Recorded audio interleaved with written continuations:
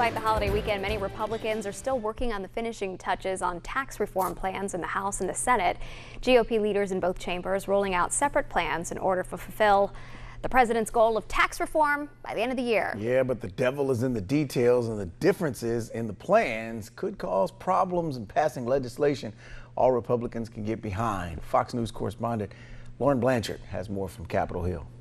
Despite the holiday weekend, there's little rest for Republicans in Congress and the White House who are trying to push tax reform through both chambers.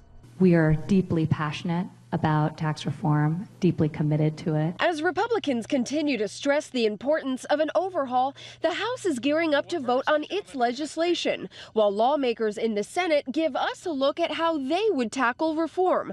Here are some of the highlights. This Senate plan has 7 tax brackets compared to 4 in the House's plan, and senators would keep the mortgage interest deduction at $1 million, while the House slashes it in half. Both plans would cut the corporate tax rate to 20%, but the Senate would delay that cut by a year. But the biggest sticking point is when it comes to state and local taxes. The Senate plan removes the federal deduction for high-tax states, including property taxes. New York's Chuck Schumer urging Republicans to vote no on the plan. And your only chance to stop it is by voting no next week on the House bill on the floor. This assault on the middle class that the Republicans are putting forth.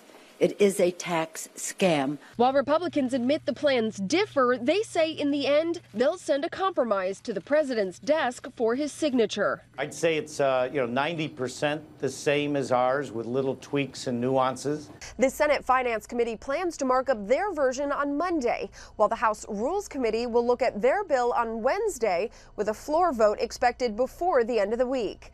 In Washington, Lauren Blanchard, Fox News.